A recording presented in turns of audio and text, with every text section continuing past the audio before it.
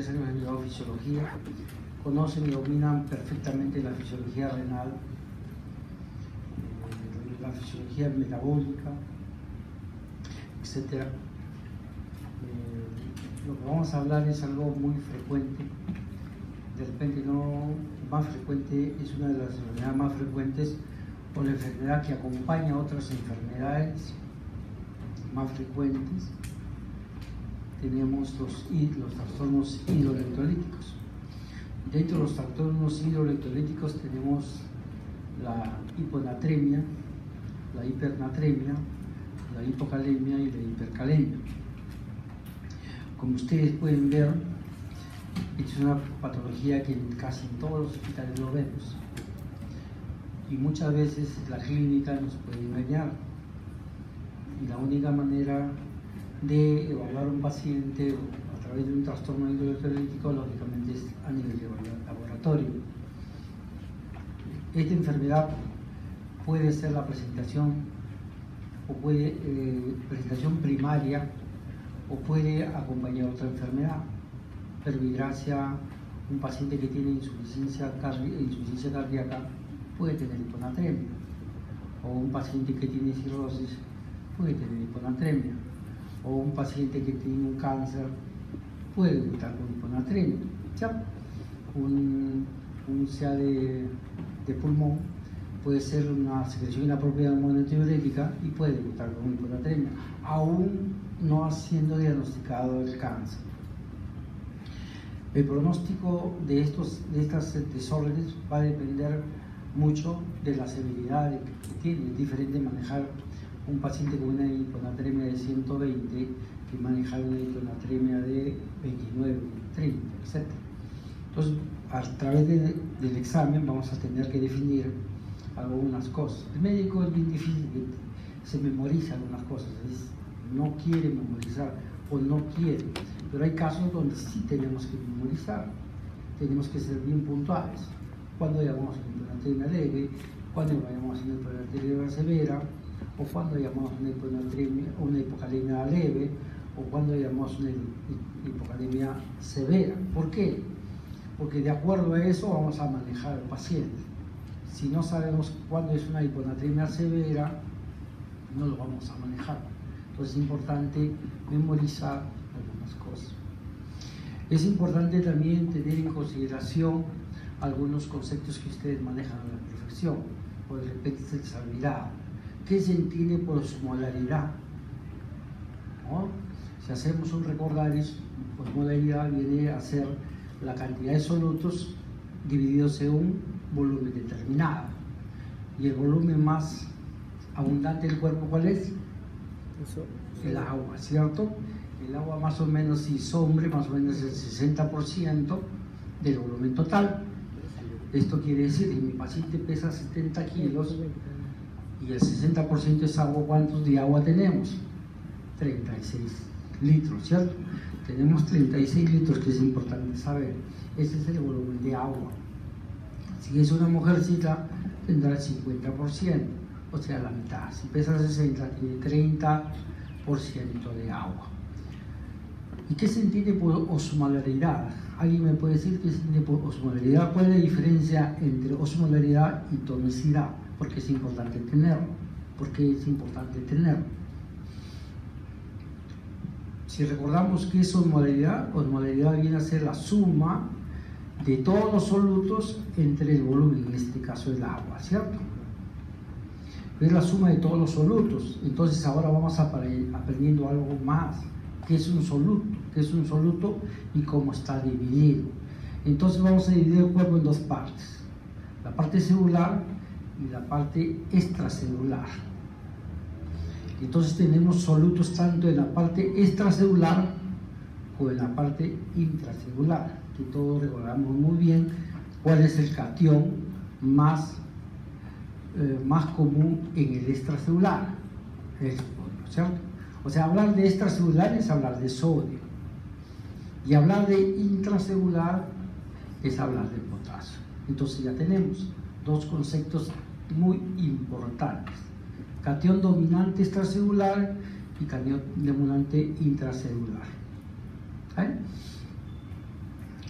¿Y qué se entiende por tonicidad? Entonces, para entender lo que es tonicidad, tenemos que llevar mentalmente una membrana. ¿Estamos? Imaginemos una membrana, en un lado están los solutos, ¿cierto? En el extracelular, y en el otro también están los solutos intracelulares, ¿correcto? Entonces, hay solutos que no atraviesan esta membrana de manera fácil. Por decir, el sodio no pasa tan fácilmente a la intracelular, ni el potasio que está adentro intracelular pasa al extracelular.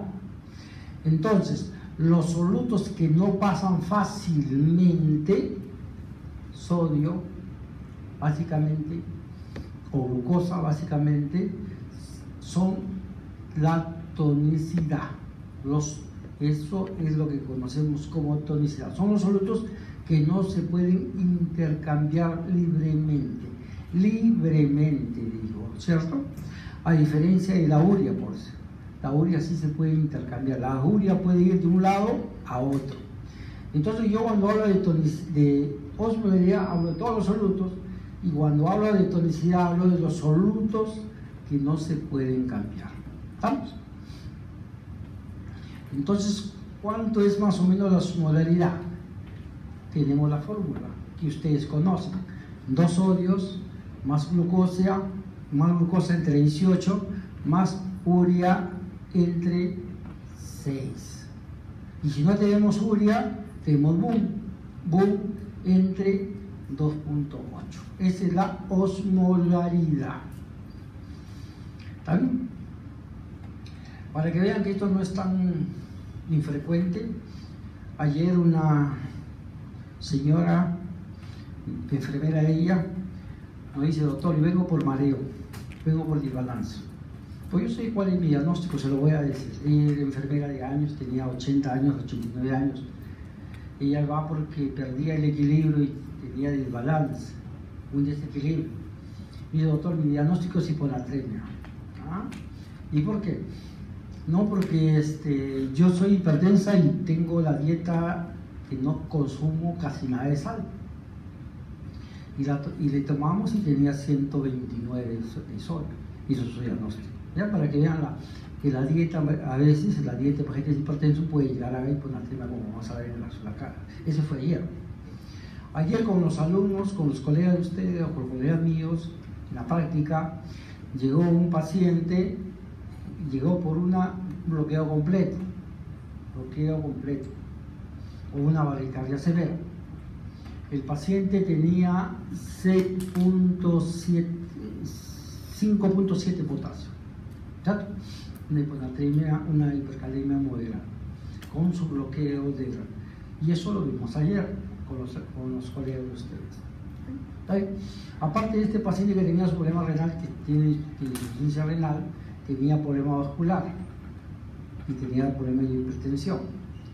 Y tomaba amlodipino, que es un calcioestradonista, y tomaba fenitoína, que bloquea también. O sea, aparte de su problema renal, que ya le produce una hipercalemia y produce bloqueo, tomaba medicamentos que le bloquean mucho más, ¿no? Entonces, para que vean que cuando un paciente hace cuadro de hipercalemia, no solamente puede ser por su problema renal, sino puede ser porque nosotros mismos le regalamos un poquito de iatrogenia y le manejamos con medicamentos que lo bloquean mucho. Y ese es el día a día. Esos son 2 casos de ayer, para que ustedes vean que estas patologías no son tan infrecuentes como vemos, como pensemos.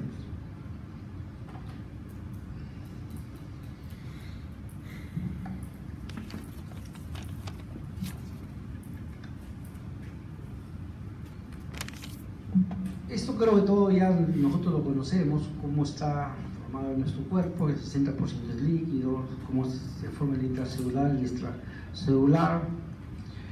Esto yo quiero que tengan presente este cuadro. Este cuadro nos habla de 2 osmolaridades, ¿cierto? Una osmolaridad intracelular y otra osmolaridad extracelular. Oh, maravilla, son iguales. Están en equilibrio. Las dos osmolalidades, tanto la intracelular como la extracelular, están en equilibrio los dos. Para recordar también que el cation más frecuente extracelular es el sodio y el intracelular es el potasio, podemos ver.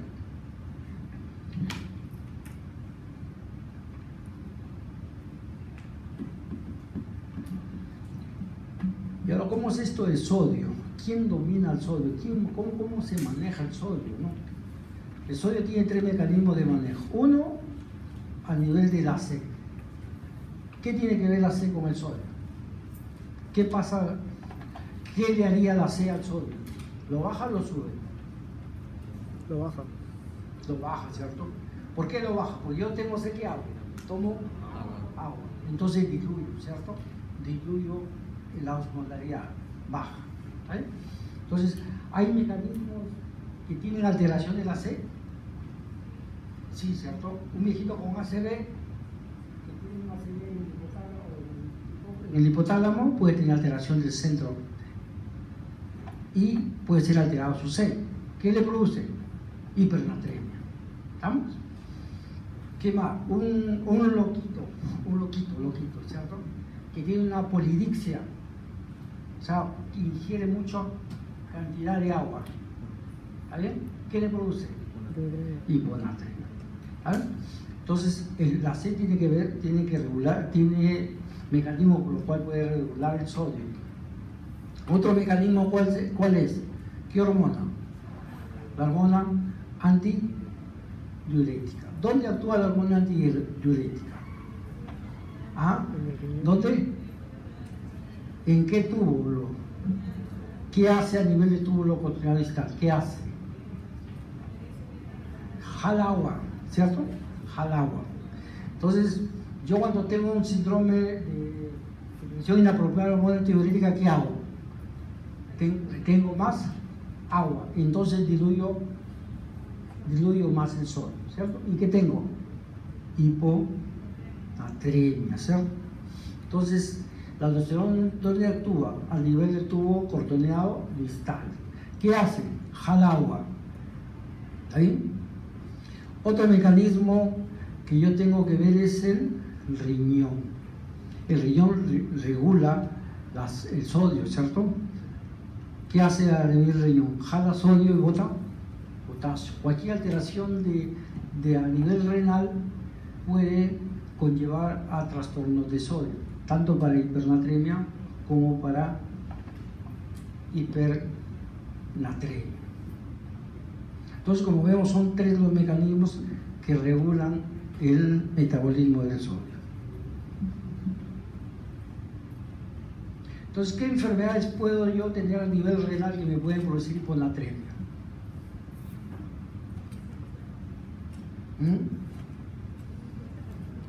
Si es enfermedad renal, la misma enfermedad renal.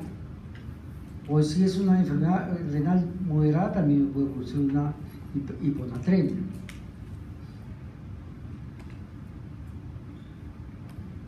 Esta es la homeostasis del sodio, como es, que ustedes lo conocen bien, cómo se regula el sodio, dónde se absorbe el sodio.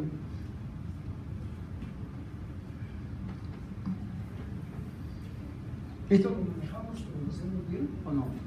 ¿Sí, no?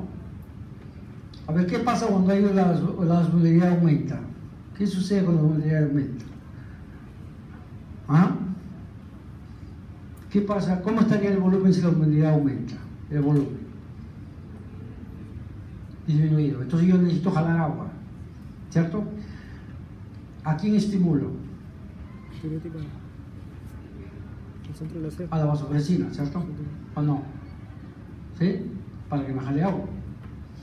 ¿Y cómo lo estimulo? A través de mi osmolaridad. Si tengo más osmolaridad más alta, estimulo la vasopresina para retener más agua. ¿Vamos? ¿Y cómo es el sodio cuando está abajo? ¿A quién estimula el sodio cuando está abajo? Finalmente, ¿a quién? A la aldosterona, ¿cierto? Para retener más sodio. Cualquier alteración en la aldosterona, ¿qué va a producir?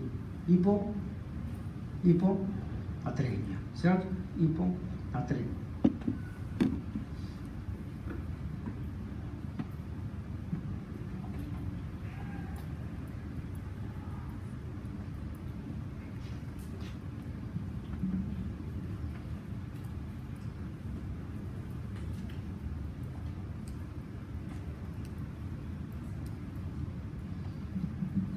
La primera conclusión, ¿cuál va a ser? La primera conclusión de todo lo que estamos hablando, ¿cuál es? Que el agua se va a mover libremente, ¿cierto? El agua se va a mover. ¿Cómo es esto? Si yo tengo sodio abajo en esta celular, se supone que tengo más osmolalidad. ¿Dónde? Si hay un equilibrio. Si yo tengo menos sodio acá, ¿dónde se me va a ir el agua? Tengo menos sodio. ¿Dónde se va a ir el agua? Al intracelular. ¿Y qué sucede en el intracelular? Se hincha, ¿cierto? La célula se hincha, ¿ya? ¿Y qué sucede en el cerebro? ¿Qué sucede en el cerebro cuando se hincha la célula? ¿Ah? Edema, ¿cierto? ¿Y qué hace el cerebro? ¿Qué hace el cerebro si tiene agua? Elimina solutos, ¿cierto? Sodio y potasio para afuera. Y con eso va deshinchando el cerebro, ¿ya? En este episodio se forman algunos elementos que se llaman inositoles. Los inositoles son unas proteínas que protegen al cerebro. Y poco a poco ellos también se van eliminando. Lo que pasa es que este periodo es lento, más o menos. En la primera parte demora 2 días, la última parte demora 7 días. Ahora miren, ¿qué pasa cuando en este episodio yo le doy al paciente soluciones hipertónicas severas? Entonces, ¿qué va a pasar con el agua que está dentro de la célula? La célula está hinchada, ¿cierto? Hay mucha agua. Si yo les doy soluciones hipertónicas, se va hacia afuera. Entonces el cerebro que está hinchado se contrae y le produce daño celular. Y eso es lo que se llama la mielolisis pontina. ¿Estamos? Entonces, doctora, terminamos, pues, ¿ya? Yo también estoy cansadito. Estoy trabajando desde ayer y vengo a exponerles a ustedes. ¿Sí? ¿Ya? Entonces el cerebro se deshincha y se rompe y se daña a nivel vulvar, protolunar, y el paciente puede quedar cuadripléjico. Estamos con parálisis pseudovulvar. Esto no es juego, esto se ve en el día a día, a veces lo podemos ver. Y lo peor todavía, lo peor es que esto no se produce inmediatamente. Se puede producir a la semana, a los 15 días, o de repente cuando el paciente ya se va de alta. Entonces nosotros alegremente le damos una opción hipertónica, lo hidratamos rápido y pum, le valoramos su cerebro. Y el daño es irreversible. ¿Vamos? Entonces, entendemos la primera parte, ¿cuál es? Que el agua se intercambia y que va de un lado de menor osmolalidad a otro lado de mayor osmolalidad.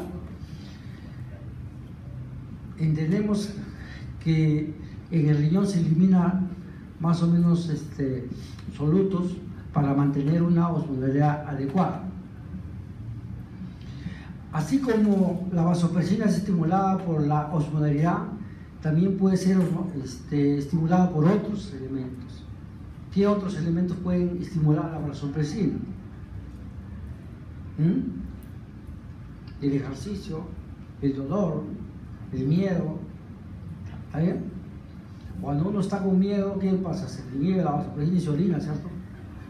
¿O no? Nos orinamos de miedo, ¿no? No, algunos nos orinamos de miedo. ¿Está bien? Entonces es importante tener que hay otros factores que estimulan a la vasopresina, no solamente la osmolalidad. Y el tercer punto, ¿cuál es? El tercer punto dice que un movimiento rápido de agua celular puede producir daño celular, especialmente a través del sistema nervioso central, como hemos visto, con el síndrome de mielolisis pontina.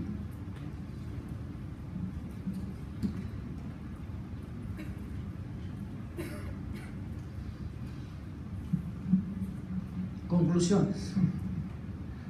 La hiponatremia es el trastorno electrolítico más frecuente de todos los pacientes hospitalizados, más que la hipernatremia, más que la hipercalemia, etc. está asociado a una gran mortalidad y morbilidad. Hemos visto paros en pacientes jóvenes que aparentemente van con una diarrea y hacen paro, ¿no? Y cuando uno le toma el suero tiene 120, 110 y hacen paro en pacientes por hiponatremia. ¿Está bien? Hemos visto hiponatremia en pacientes con insuficiencia cardíaca, en pacientes con cirrosis, en pacientes con tumores. O sea, está bien asociado a múltiples enfermedades. Y más, ¿no? Un paciente con hiponatremia, con insuficiencia cardíaca es pronóstico. O sea, ese paciente tiene la probabilidad de fallecer o de complicarse. El hecho de tener hiponatremia, ¿sabes? Igual la cirrosis. Un paciente con cirrosis que tiene hiponatremia, su cirrosis es avanzada. Por el manejo de cirrosis es mucho más complicado. Entonces también vamos a recordar que es muy importante, no solamente pacientes hospitalizados, sino también vemos pacientes de manera ambulatoria. Los pacientes con enfermedades crónicas, como hemos visto, pacientes con ICC, hepatopatías, etc. O aquellos pacientes que toman medicamentos. Y hay un montón de pacientes que toman medicamentos que de repente ustedes no conocen. Hay miles de medicamentos que pueden producir hiponatremia. El Panadol produce hiponatremia. ¿Sí? Es un medicamento que todo el mundo lo usa. Entonces es muy importante en trastornos hidroterríticos la historia clínica también. La historia clínica es importante en el sentido de qué medicamentos toma el paciente. Y esto no lo olviden, que una buena historia comienza con la cantidad de medicamentos que toma el paciente, la forma como la toma y la dosis que la toma. O sea, no es cuestión de decir, la gente toma Panadol, pero ¿cuántos Panadol toma? 10, 20, 30, o el paciente toma fenilina como 3 veces al día, etc. La historia clínica, los antecedentes, la forma de los medicamentos y las veces que toma es muy importante, más en estos pacientes. O pacientes, como dije, que pueden ser diagnosticados de una enfermedad y que se presentan con hiponatremia, como ya dije, tumores pulmonares básicamente, pacientes que hacen secreción inapropiada de hormona diurética con hiponatremia severa inclusive. Usted le busca la causa y la causa es un tumor oculto. Entonces, como diagnóstico, pues podemos pensar en pacientes que tienen hiponatremia en los cuales hay que descartar un tipo de tumor.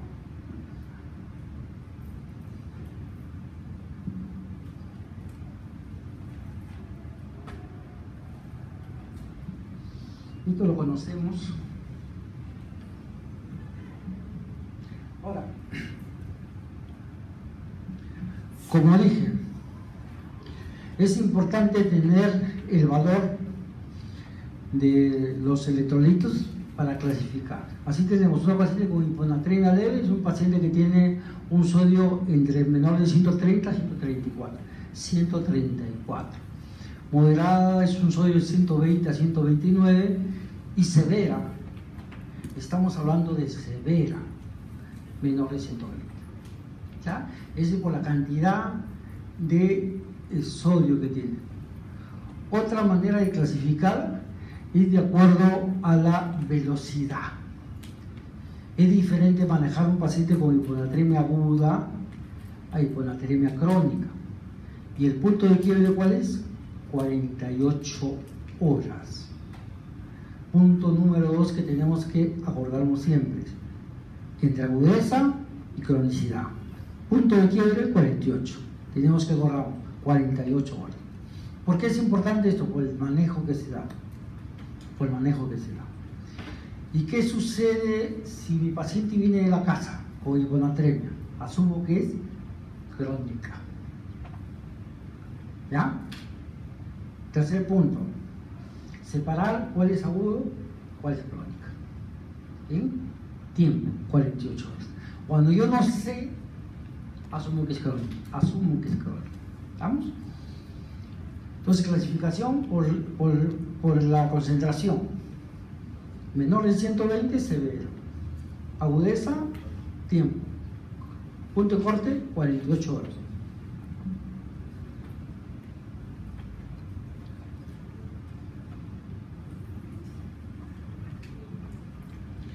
Ahora chicos, no quiero marear esto, pero más o menos vamos a tener una idea así muy general, ¿ya? Para avanzar esto. Vamos a clasificar la hiponatremia de acuerdo a la osmolaridad. Escuchen, ¿eh? Si la osmolaridad es normal, es una pseudohiponatremia. Estoy hablando de pseudohiponatremia. O sea, hay pseudo y no pseudo. O sea, pseudohiponatremia, osmolaridad normal. O sea, yo le calculo 2 sodios más glucosa entre 18 más urea entre 6 y me sale normal. Yo digo que ese paciente tiene una hiponatremia, una pseudohiponatremia. Si esa osmolaridad sale elevada, es hiponatremia hipertónica. Hipertónica, me acuerdo, hipertónica. Ya eran los solutos que nos daban, eran los solutos efectivos. Verbigracia, glucosa, ¿cierto? Entonces, ¿qué pensamos?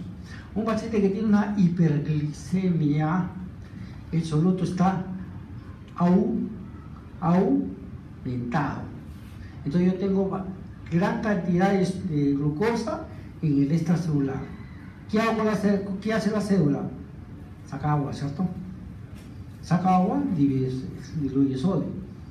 Es una hiponatremia hipertónica. ¿Y cuál vendría a ser la verdadera hiponatremia? La hiponatremia con osmolaridad baja. ¿Y eso cómo le llaman? Hiponatremia hipotónica. Hiponatremia hipotónica. Hiponatremia hipotónica. Esa es la verdadera hiponatremia. Ahora, yo divido la hiponatremia hipotónica en 3 partes, o en 3: la hipovolémica, euvolémica y hipervolémica. O sea, ya sé, más o menos ya estoy teniendo una manera de dividir la hiponatremia o de manejar la hiponatremia, ¿cierto? Entonces yo primero, ¿qué hago? ¿Cuál sería la primera medida que yo tomo? Saco electrolitos. La segunda, ¿qué hago? ¿Qué le tomo? ¿Qué calculo?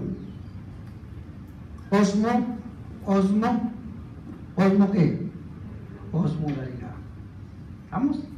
Ya está. Entonces, calculo electrolitos. Segundo, osmolaridad. ¿Vamos? Y tercero, ¿qué hago? Volumen, ¿cierto? Volumen. Entonces divido el volumen. Si tiene volumen normal, isovolémica. Si tiene volumen elevado, hipervolémica. Si tiene volumen bajo, hipovolémica. Si terminó todo, ¿ya? Repitamos. Entonces, le calculamos electrolitos. Ya tengo electrolitos. Saco sodio bajo. Calculo osmolaridad. Evalúo volumen, ¿cierto? Entonces, si está hipovolémico, está chocado, está hipotenso, puede estar hipotenso el paciente. Si está normotenso, pues está hipovolémico, isovolémico o hipervolémico. Entonces me viene la idea, hipervolémico. ¿Cómo está el hipervolémico? A ver, ¿qué casos de hipervolémico conocen? Pacientes con insuficiencia cardíaca, ¿estamos? O pacientes con cirrosis, ¿estamos? Pacientes isovolémicos. ¿Quiénes son isovolémicos? Los pacientes con secreción inapropiada hormónica antidiurética, los pacientes con hipotiroidismo, los pacientes con insuficiencia renal, los pacientes con Cushing. ¿Y quiénes están hipovolémicos? ¿Quién pueden ser? Los pacientes con pérdida renal o los pacientes con pérdida digestiva, los pacientes que tienen diarrea. ¿Estamos? Ya. Ahora, vamos a hablar de los pacientes hipovolémicos, ¿ya?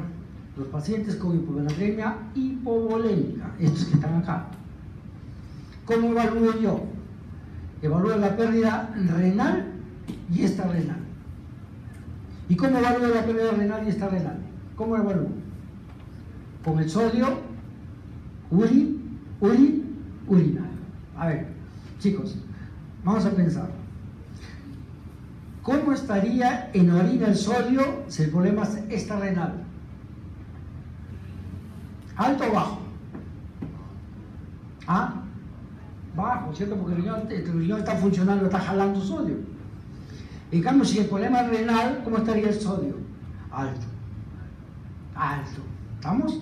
Entonces, si nosotros vivimos en Estados Unidos donde podemos sacar sodio, sacamos sodio urinario. Y vamos a diferenciar la diferencia entre una hiponatremia hipovolémica renal o extrarrenal. ¿Estamos? Ahora, ¿cómo valoraría yo una hiponatremia isovolémica? Tengo que coger el chija y tengo que descartar hipotiroidismo, descartar Cushing, ¿sí? Y hay diagnóstico de Cushing, hablo de osmolaridad, le pido de orina y veo qué enfermedad tiene el paciente. Puede tener, un paciente con una neumonía puede tener chija, un paciente con una tuberculosis puede tener chija, un paciente con un tumor cerebral puede tener chija. O sea, yo tengo que ir estudiando otras causas, o sea, no solamente hiponatremia, sino que también tengo que hacer una historia mucho más grande, petitum craneofaringoma, o el paciente de repente ha sido operado del cerebro, etcétera, etcétera, etcétera. Tengo que ampliar mi historia. ¿Y cómo hago el diagnóstico de una hiponatremia hipervolémica? Con la historia clínica, si el paciente tiene insuficiencia cardíaca que tiene hiponatremia, más que seguro que ese paciente tiene una hiponatremia hipervolémica, ¿cierto? Si el paciente tiene cirrosis, tiene hiponatremia, la hiponatremia es hipervolémica. ¿Estamos? Y así hacemos el diagnóstico de los pacientes de acuerdo a la volemia. ¿Alguna pregunta?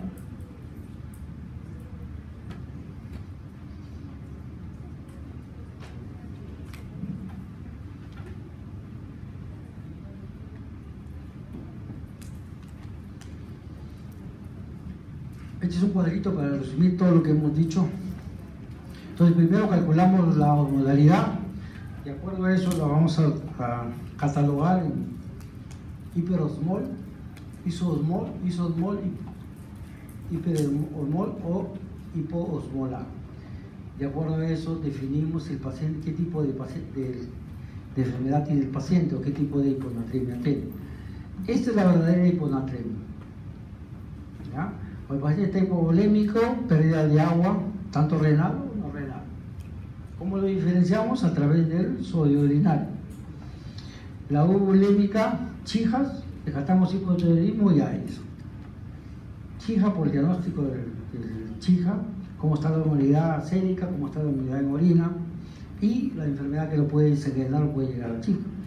Y estados hematosos, los pacientes con cirrosis hepática o ICC.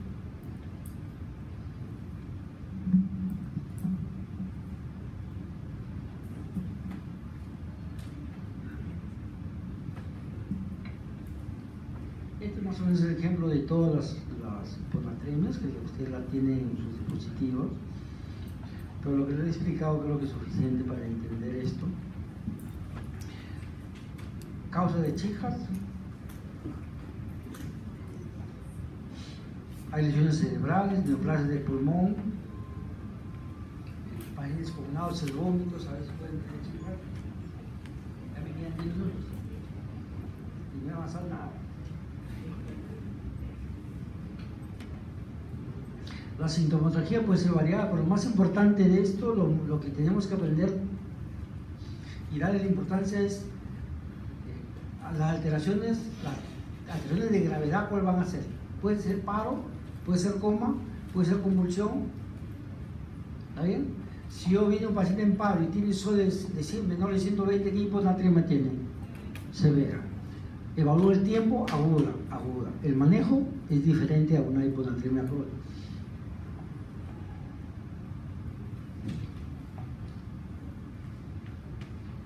Entonces, no toda convulsión se le da Epamil. Toda convulsión, una paciente con convulsión puede tener hiponatremia. ¿Está bien? Hay que ver eso.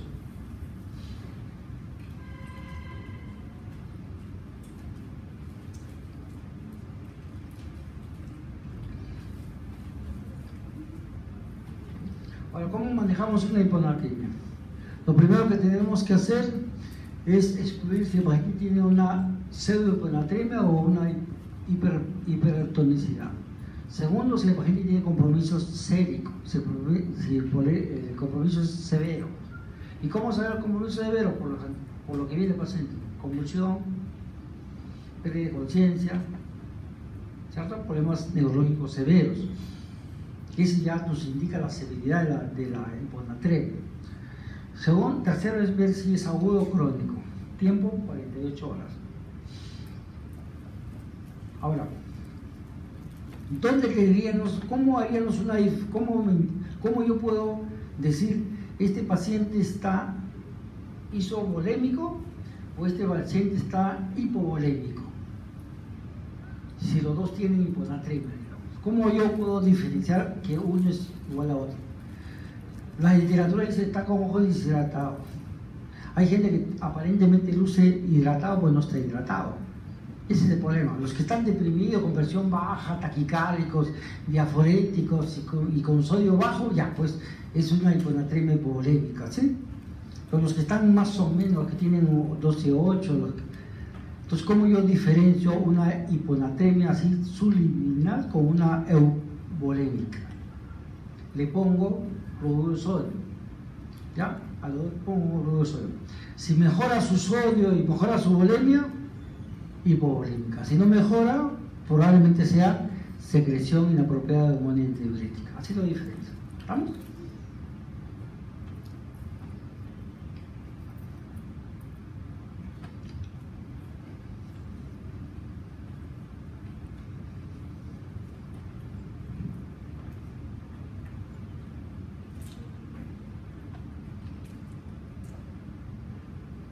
Ahora miren, chicos, ustedes se meten a la web ahorita, a YouTube, y ponen manejo de hiponatremia y les sale una salchicha de 1 hora, ¿ah?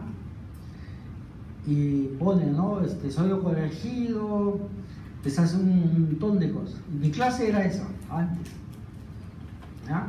Entonces he tenido que revisar un poco y el manejo ahora se ha simplificado. Porque miren, llega un paciente, doctor, ya terminamos, faltan 10 minutos, ahí termino. Doctor, usted, ahorita termino. Llega un paciente con hiponatremia severa, ya, ¿qué hacemos? Antes decía hay que calcular el sodio, cuánto es el sodio, el volumen de líquidos 0,5 por kilo de peso por el sodio más o menos hay que llevarlo a 120 menos 110, 10 por el peso por 0,5. Sale un cuento de este porte. Después había otra fórmula que alguien inventó. ¿Cuál era? La solución que le voy a dar, una solución hipertónica, 513 menos el sodio que tiene 110 entre la agua más 1. Y todo eso yo lo voy a pasar. Eso ya felizmente ya no existe. O sea, todo lo que está en internet ahorita ya no. Se ha modificado y se ha puesto más simple. Llega el paciente con hiponatremia severa aguda. Hiponatremia severa aguda. ¿Qué hago? Le paso un bolito de 100 de solución hipertónica al 10%. Entonces, con solución hipertónica al 10%, el paciente va a mejorar un poquito. Si está convulsionando para la convulsión, ahí. Pues el paciente, yo le pongo 100 y sigo convulsionando, le pongo otro 100. Y si sigo convulsionando, le pongo otro 100. Total, 300. 300 en media hora. Y se terminó todo. Y lo monitorizo por año. Ya no le calculo que cuánto le falta, el volumen le falta, todo eso lo que nos han enseñado. Lo que ustedes ven en la web, eso ya no. ¿Está bien? Ya fue y fue. ¿Está bien? Ahora, miren, y si es una hiponatremia severa aguda, mi objetivo es que yo debo de corregir de 4 a 6 mini equivalentes en 24 horas. Porque se ha visto que si yo corrijo, doctor, si yo corrijo más de 10 mini-equivalentes, produzco mielonisis política. ¿Ya? Mielonisis política.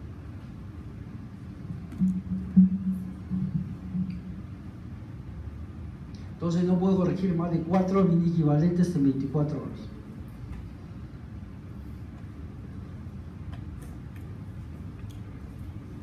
Y la corrección la puedo hacer en 6 horas o menos. La corrección. Para que vean que cuando manejamos paciente delicado es importante el monitoreo. Por eso una enfermera debe manejar 2 pacientes nada más. No sé quién estuvo de guardia ayer, pero la pobre enfermera maneja 14 pacientes. ¿Ya? O sea, las leyes internacionales de la OMS dice que una enfermera debe manejar 2 pacientes graves, porque el monitoreo es horario, los electrolitos son horarios. Dice, doctor, ya le corregí, ¿y ahora qué hago? Ya pues, monitorizarlo. ¿Cierto? Pues el monitoreo, felizmente, en Chotramo lo hacen nuestros residentes. Ellos monitorizan al paciente. Que no debe ser así, pero se hace, ¿no?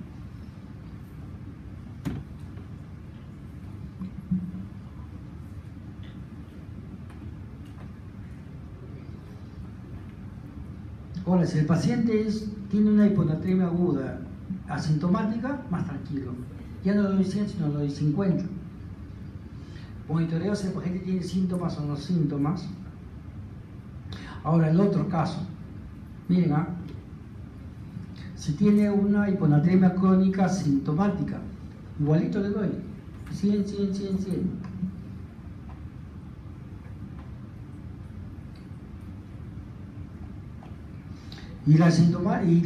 Si tuviera una hiponatremia asintomática, ¿qué hago?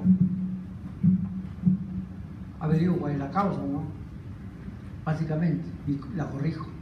O sea, no es cuestión muchas veces de determinar la alteración hidroelectrolítica, pero más importante es definir qué es lo que lo está llevando, ¿no? ¿Es el medicamento? ¿Es la neumonía? ¿Qué es lo que le está produciendo la hiponatremia? De repente es porque yo le di poco volumen, o de repente le di mucho volumen, etcétera, etcétera, etcétera, etcétera.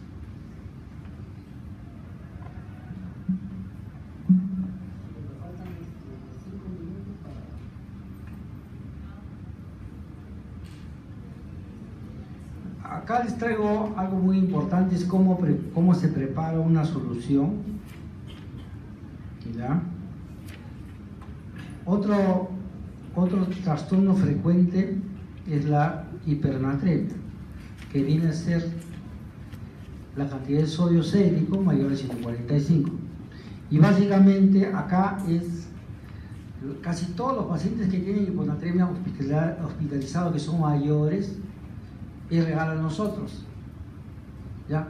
O porque le damos muchas soluciones hipertónicas a veces por el manejo de repente de una hipertensión endocraniana, conllevamos hiponatremia, o porque le dejamos de dar agua, ¿no? Paciente, le dejamos de darle agua, aumentar su sodio, y eso lo vemos en pacientes ancianos. O sea, un paciente que viene de la calle con hipernatremia es un paciente que por lo menos no ha recibido agua en estos 3, 4 días o 5 días a veces, y vamos con los pacientes con cuadro de hipernatremia. ¿Y qué les caracteriza eso? El problema neurológico. Los pacientes están aletargados. Ustedes ven los viejitos que van deshidratados a veces, van confusos, van adinámicos, van agitados, van con mucosas secas, etc, etc, etc. Y básicamente acá, ¿qué va a hacer? Manejo básico de volumen, Y para terminar,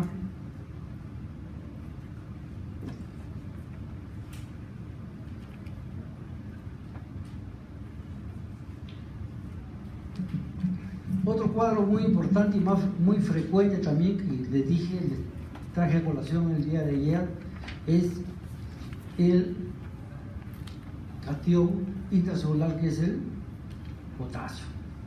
¿Cierto? Vamos a ver, ¿cómo se maneja el potasio?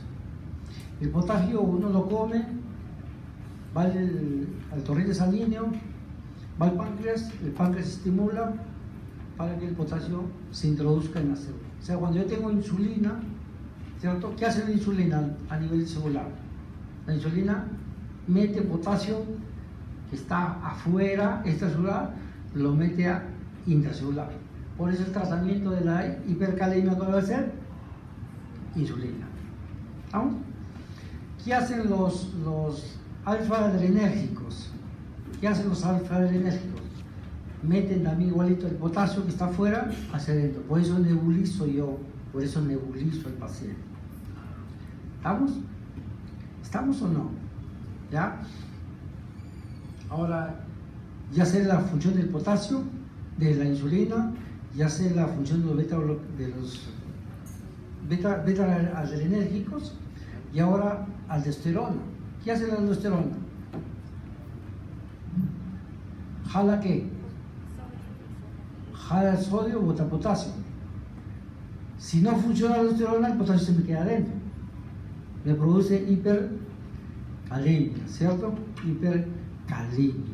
¿Vamos? Por eso en estado de hipoaldosteronismo hay hipercalemia. Entonces, ¿qué debo hacer yo? ¿Cómo debo de manejar esto al paciente? Primero, hay una gran, ustedes van a ver ahí, inclusive en las transparencias, van a ver una alteración entre el electrocardiograma y la hipercalemia.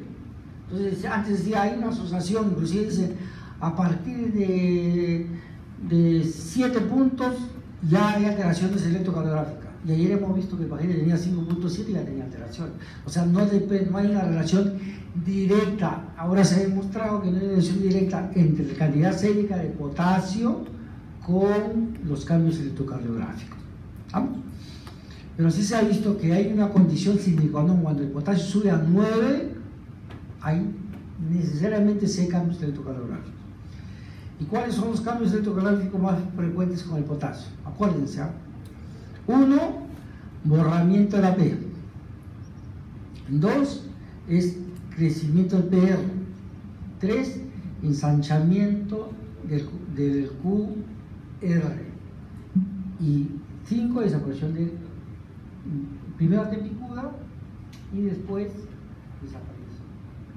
Miren, ustedes imaginen en este momento la idea de un electrocardiograma. Imagínense, onda P, PR, QR y T. ¿Estamos? Ya. Comienzan a jalar la pita, La pita, ¿qué desaparece? La P. ¿Cierto?